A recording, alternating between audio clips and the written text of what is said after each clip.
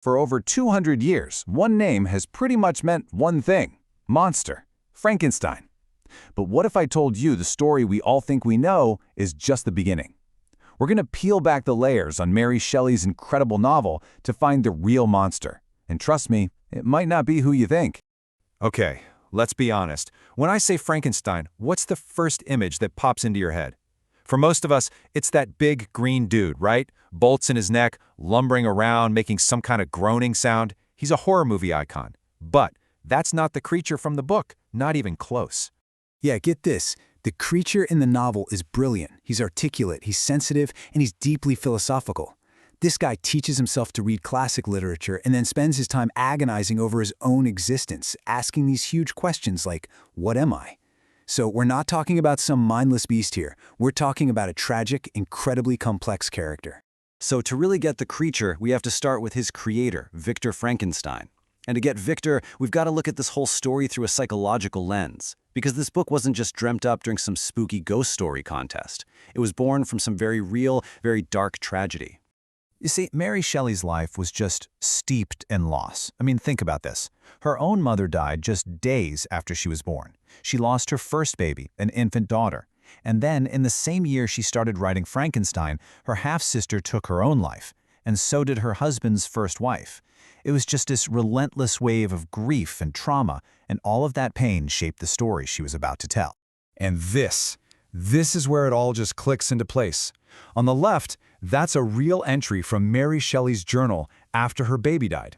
She's dreaming of bringing her back to life. And on the right, that's Victor Frankenstein's whole motivation. His obsession with cheating death. It's not just some sci-fi plot device. It's a direct echo of a mother's deepest, most heartbreaking wish. Victor's whole journey, then, is basically a deep dive into a mind unraveling from trauma. It starts with his own mother's death, this wound he never really deals with. That grief turns into a frantic, manic obsession to defeat death, and he cuts himself off from everyone. But then, when the creation actually opens its eyes, the dream turns into a nightmare. It triggers a total mental breakdown. He falls into a deep, deep depression, basically running away from his creation and any hint of responsibility. But okay, Victor's personal issues are just one part of this puzzle. This novel is so much more than just a psychological thriller.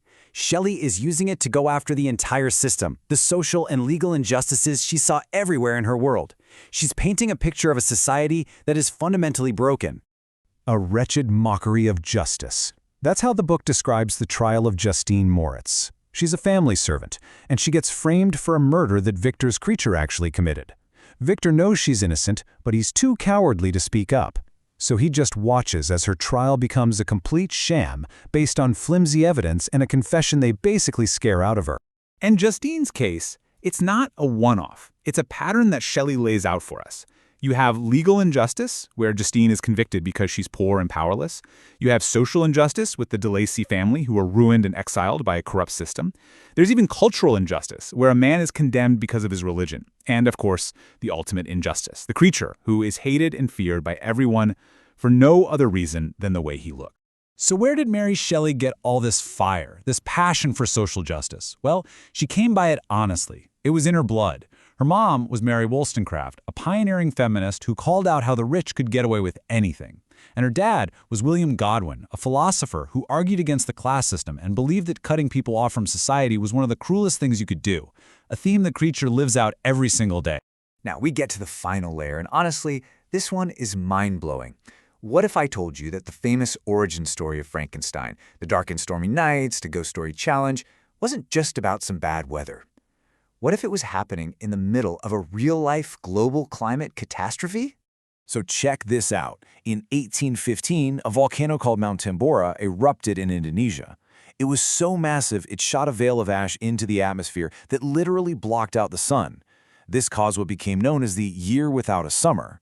Crops failed, famine spread, and a huge refugee crisis exploded. And where was the absolute hardest hit place in Europe? Switzerland, exactly where Mary Shelley was trapped indoors writing her novel. All of a sudden, the creature starts to look very different, doesn't he? He becomes a symbol for the thousands of real, starving climate refugees who were being treated like monsters. People saw these desperate, hungry families as subhuman, as beasts. They were hunted and driven away in horror. Sound familiar? It's the creature's story, but it was happening for real right outside her window. And I'm not exaggerating the horror here. This quote is from a humanitarian aid worker who was just down the road from Shelley. She described a river clogged with corpses and a country ravaged by famine. This was the apocalyptic world that Shelley was witnessing, and she poured all of that terror and suffering right into her creation. The creature's own words just hammer this point home. He basically spells it out for us. He says he suffered from the harsh environment, yeah, but what hurt him even more was the cruelty of people.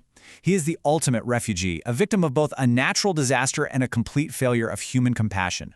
So, when you put it all together, the psychological trauma, the social critique, the historical disaster, you see the creature for what he truly is. He's not a monster. He's a mirror. A timeless symbol of what happens when we create things we don't understand and when we fail to take responsibility for them. And this really gets to the core warning of the book. Victor Frankenstein's biggest crime wasn't playing God. It wasn't the act of creation itself. His crime was abandonment. He made something new, and because he was horrified by it, he just ran away. He refused to be a parent, a guide, a teacher. He failed completely. All of this forces us to ask a really big, really modern question. If this 200-year-old story is a massive cautionary tale about the dangers of creating powerful new things without any plan for what comes next, without any sense of care or accountability, Then what does that make artificial intelligence? We are right now in the middle of creating a powerful, new, non-biological intelligence. We are all Victor Frankenstein, racing ahead, excited by what we can build. But are we stopping to ask the tough questions about ethics and bias and control? Are we prepared to be parents to this new creation?